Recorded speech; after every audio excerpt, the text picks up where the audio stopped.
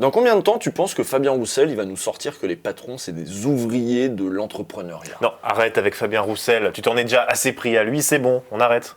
De toute façon on peut plus rien dire.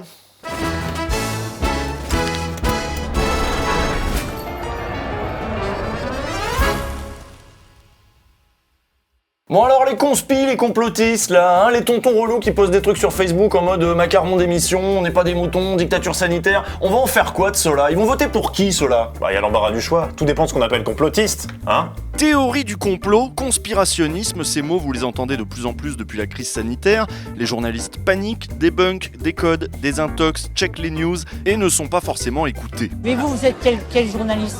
Moi je suis quel journaliste? Je suis France Télévisions. Après, Oui, mais la 2? Merci. non, France Info. Ah putain. Ce que vous avez vu là, c'est un sujet du journaliste Julien Pain qui s'est perdu à une université d'été des conspis, une sorte de forum des complotistes, avec Francis Lalanne et tout. Enfin, nous on les appelle les complotistes, mais pour eux ce sont des éveillés, parce que contrairement à nous, ils sont réveillés, nous on pionce, parce qu'on sait pas poser les bonnes questions. Tu commences à te poser des questions qui sont dérangeantes pour les gens qui nous manipulent, bah, tu peux pas t'arrêter, tu peux pas faire demi-tour et c'est soit tu fais l'autruche, soit tu continues. À l'occasion de la crise du Covid, ces discours sont devenus de plus en plus visibles dans l'espace public.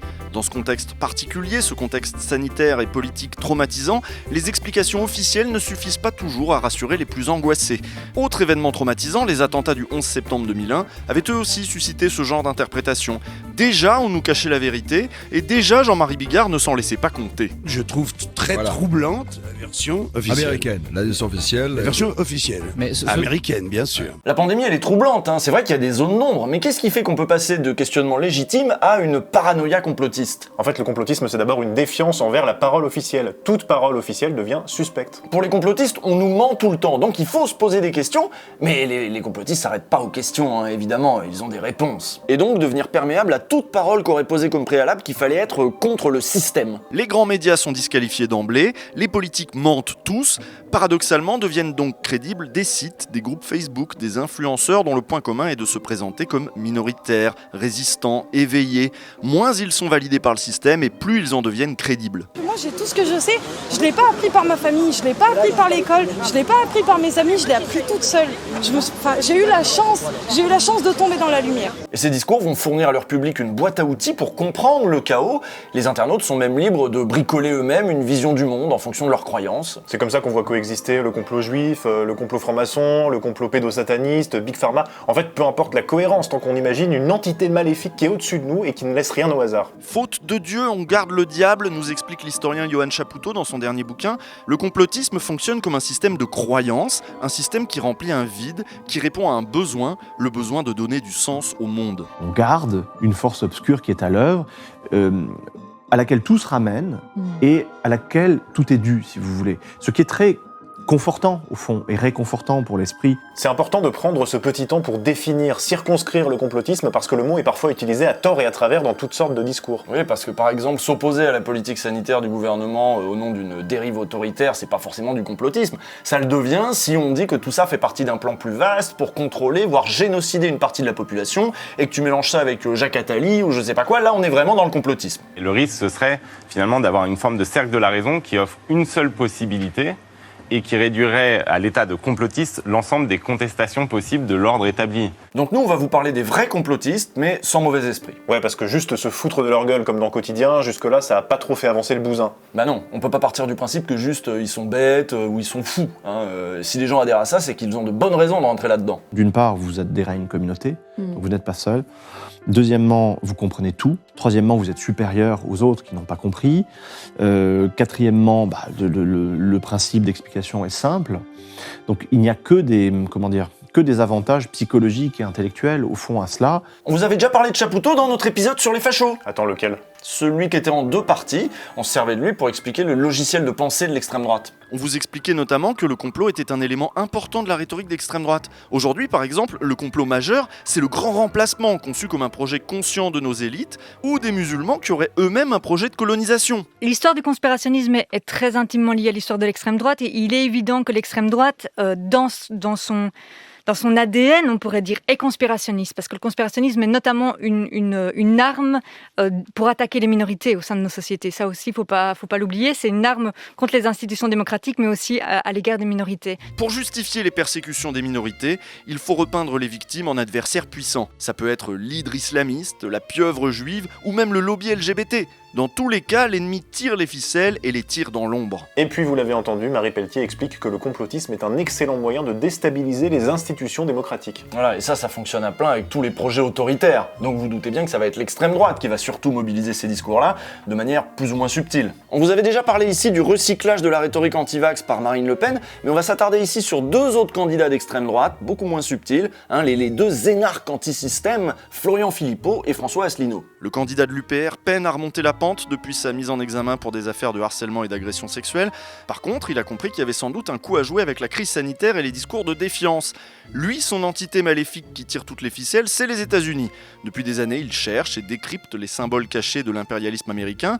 Et vous allez voir, ça peut aller assez loin. Ce pass sanitaire présente une particularité étonnante parmi les pays d'Europe, c'est qu'on a l'impression qu'il revêt une coloration américaine.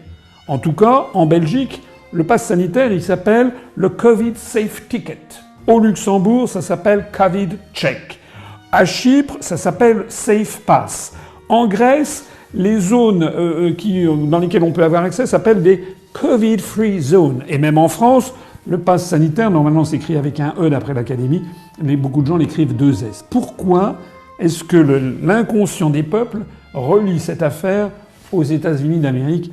Beaucoup de philosophes pourraient y réfléchir. Et là, vous avez vu, il utilise une technique typique des complotistes, se contenter de poser une question qui pourrait presque paraître innocente. Alors qu'en fait, ces questions, elles sont pas innocentes du tout. En fait, ça permet de dire sans dire, d'accuser tout en se dédouanant. Voilà, c'est une technique de gros lâche. Le gouvernement français veut-il 9 mois encore de pass sanitaire? Est-ce qu'il ne voudrait pas, par hasard, englober les élections sous le pass sanitaire et empêcher ceux qui ne sont pas vaccinés d'aller voter dans les bureaux de vote? Donc, toute cette affaire, honnêtement, ne sent pas bon. Pour Asselineau, il est bien sûr difficile d'affirmer quoi que ce soit, puisque comme d'habitude, il n'a aucune preuve, il doit se contenter d'insinuer à défaut de démontrer. Cette technique de l'insinuation, à l'aide d'une question, on la retrouve dans l'affaire de la pancarte « Mais qui ?» Une pancarte en apparence anodine, brandie par une jeune femme. Mais sur cette pancarte, une inscription. « Mais qui ?» surmontée de cornes de diable. Depuis quelques semaines, sur les réseaux sociaux, une allusion clairement antisémite à la supposée mainmise des Juifs sur l'économie et la politique. Celle qui défraie la chronique est aujourd'hui adhérente au Parti de la France, un mouvement jugé ultranationaliste et islamophobe. Cette rhétorique antisémite, elle est connue. Vous avez vu, il y a Philippot sur la photo. Mais ne parle pas sur ma voix off, j'en ai déjà pas beaucoup. Mais c'est pour faire une transition, parce que oui, le candidat à la présidentielle qui a le plus investi le mouvement anti-vax, c'est Philippot. Oui d'accord, mais ma voix off, parce qu'en fait... Votre combat ces derniers mois, c'était une opposition résolue au pass sanitaire. Notamment. C'est la face émergée de l'iceberg, ça. De votre combat? Des quelques icebergs qui subsistent. Ouais, enfin, on vous a beaucoup vu dans ce rôle-là. Oui, moi je suis en manif depuis plus d'1 an. Voilà. Ouais, donc, sur toutes les restrictions sanitaires, les restrictions de liberté. Plutôt un échec qu'une réussite, non, votre combat? De toute façon, ça s'apprécie pas à cette aune-là. Bon là, on est clairement sur un effet d'aubaine de la part de Philippot l'opportuniste. Bah oui, au début de la crise, il était pour le confinement, pour toutes les restrictions, il avait hâte qu'on passe à la dictature sanitaire. Bref, j'attends des mesures et nous sommes nombreux à attendre des mesures fortes, immédiates. Il faut mettre la France en quarantaine. Comme l'Espagne se met en quarantaine, comme l'Italie s'est mise en quarantaine. Je ne souhaite pas qu'il y ait de chacun autour de nous, dans nos amis, dans nos familles, des morts, des cercueils, des gens enterrés. Je souhaite qu'on agisse le plus efficacement, le plus redoutablement et le plus vite possible. Donc évidemment, c'est pas du tout ce qu'il dit aujourd'hui. Ah non, maintenant pour lui, les restrictions, c'est un complot contre le peuple. Et je veux qu'on sorte de cette société complètement dingue, où en fait on est mis en esclavage, domestiqué comme peuple. Alors on nous enlève nos libertés, on va nous enlever quoi demain? L'argent liquide, on va nous enlever la maison individuelle. Quel intérêt de nous enlever nos libertés pour reprendre... Quel intérêt de nous enlever nos libertés? Je pense qu'il est bien préférable d'avoir face à soi un peuple qui reste à la maison bien docilement à regarder ses séries sur Netflix et à ne pas trop réfléchir, qu'un peuple conscient de ce qui se passe et qui revendique ses droits fondamentaux, c'est-à-dire ses libertés. Alors qu'on peut réfléchir la société devant Netflix, par exemple en regardant Squid Game. Jamais entendu parler. Ah, c'est une petite série coréenne un peu obscure, ça fait vraiment réfléchir, tu vois, sur la nature humaine. Tu regardes ça, tu te dis waouh, on vit vraiment dans une société, quoi. Ça a l'air bien. Ouais. D'ailleurs, Squid Game s'inscrit complètement dans le logiciel complotiste. Il n'y a pas beaucoup de différence entre l'élite pédosatanique qui trafique des enfants pour ses plaisirs décadents dans les théories de QAnon et les riches masqués qui se délectent des combats à mort entre pauvres dans la série Netflix qui est très grand public et qui n'est pas considérée comme une série complotiste. Je pense qu'il ne faut pas du tout oublier le conspirationnisme mainstream, qui peut toucher toutes les familles politiques, qui peut toucher tous les concitoyens. Il faut vraiment se redire que le complotisme il se répand à des degrés divers et que parfois aller chercher les cas les plus extrêmes, ça nous permet de nous dédouaner de nos propres lectures et de nos propres postures. Asselineau et Philippot ont clairement fait du complotisme leur fonds de commerce, mais ils ne sont pas les seuls à flirter avec cet imaginaire. Quand le gouvernement part à la chasse aux islamo-gauchistes qui gangrènent toute la société sous prétexte de s'en prendre à l'hydre islamiste, terme employé littéralement par les services du ministère de l'Intérieur sur Twitter, il propose une vision paranoïaque du monde social, où les attaques contre une minorité religieuse sont justifiées par le fait qu'il existe une menace cachée, omniprésente, s'infiltrant du monde associatif aux facultés de sciences sociales. C'est pas parce qu'on est au pouvoir qu'on va pas jouer sur ce registre quand c'est utile politiquement. Ben oui, c'est ce que dit Marie Pelletier quand elle parle d'un complotisme diffus. Pour elle, cet imaginaire est même devenu majoritaire dans notre société. Face à l'absence de grands récits collectifs, eh bien il s'est infiltré partout, jusque chez nos élites. Et aujourd'hui, c'est le complotisme qui tire les ficelles dans l'ombre et qui vous manipule. Réveillez-vous, les moutons! Attends, t'es en train de faire du complotisme anti-complotiste ? Ah putain merde! Même à gauche, on retrouve cet imaginaire de temps en temps. On entend parfois des petits accents antisémites. Si le complotisme n'est pas structurant dans la lecture des événements que propose la gauche, il peut parfois être tentant d'expliquer la marche du monde de façon simpliste. Certaines sorties de Jean-Luc Mélenchon s'inscrivent tout à fait dans ce logiciel. Jean-Luc Mélenchon pointe d'abord du doigt la présence systématique d'un candidat qui, selon lui, serait porté par un système oligarchique avant de prédire le scénario de l'élection de l'an prochain. Vous verrez que dans la dernière semaine de la campagne présidentielle, nous aurons un grave incident. Alors ça a été ou un meurtre, ça a été Mera en 2012, ça a été l'attentat la dernière semaine sur les Champs-Élysées.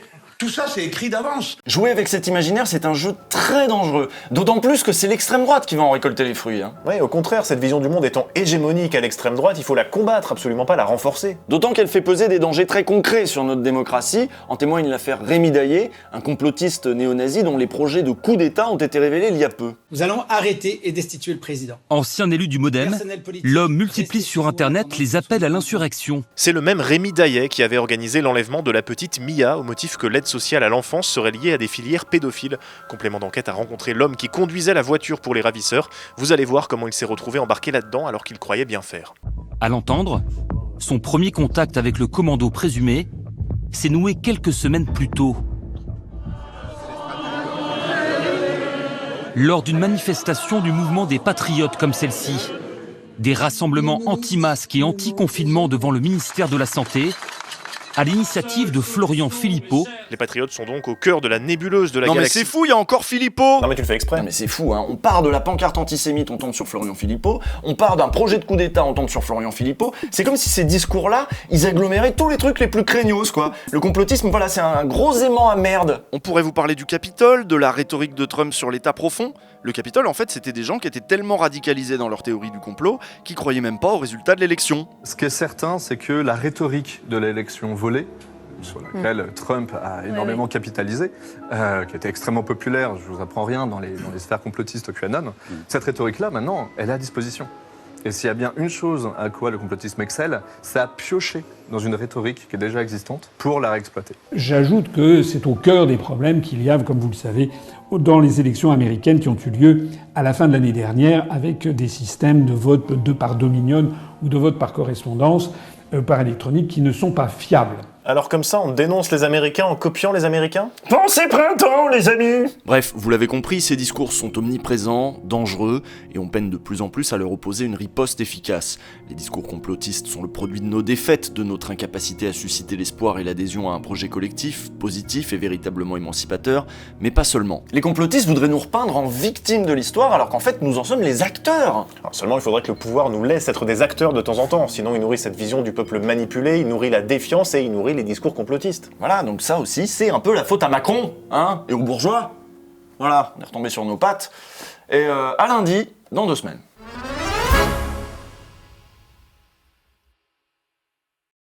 Si tu connais pas Squid Game, j'ai une autre petite série pas très connue à te conseiller, mais qui fait réfléchir. C'est quoi ? C'est l'histoire d'un prof qui doit soigner son cancer, mais c'est le système de santé américain, du coup il se met à vendre de la drogue.